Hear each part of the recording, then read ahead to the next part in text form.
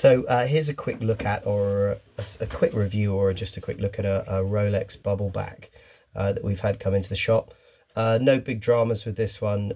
Anyone that owns an old vintage watch can tell you that this has been beautifully looked after.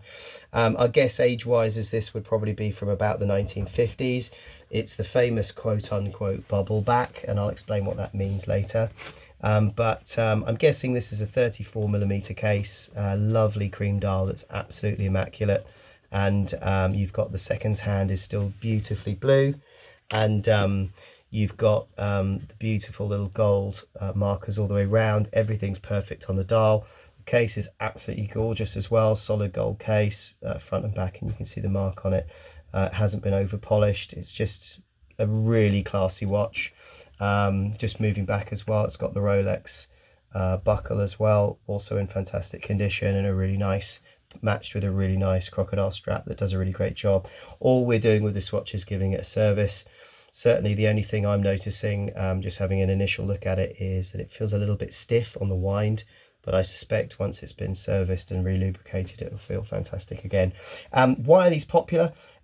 These are kind of prior to the time that Rolex started making their own movements. So this is in the time before the 1500, 1600 movements. We had a quick look online. We think this is known as the kind of 645 Tourette movement. But what makes these quite sought after with collectors is that these are known as Bubblebacks. So what happened was, when we made that transition from manual wind watches to automatics, you need that extra automatic module on the back to do the winding.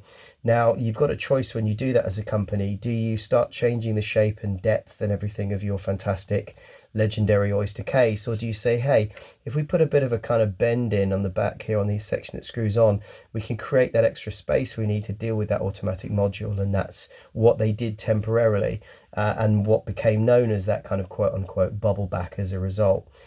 Inside the Bubbleback, we've been looking at two in the shop this week, and it's fascinating. They're kind of pyramid shaped. You have this kind of section and section again on all the movement, and it's quite noticeable how much thicker they are to have this automatic movement on them. Yeah, this is just an absolutely fabulous watch. Something we said in the shop when we were talking about this one was that this is the Rolex that's not flashy. It's not the guy that's got no imagination. This is someone that really does know their Rolexes and really does know how to look after them as well. And it's just a very, very lovely example. The other thing that's either sad or super cool about these kind of watches is, I think if you have a look on reputable stores and online stores like eBay, they're not as expensive as you think they would be. So I think that's something to also keep in mind if you're shopping for a watch. I think this is very much a timeless watch, and if this was given to me as the only watch I'd ever wear for the rest of my life, I would be over the moon with something this lovely.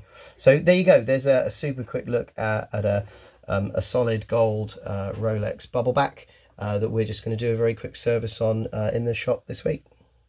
If you like what you see on these videos, please like and subscribe. It makes an enormous difference for us.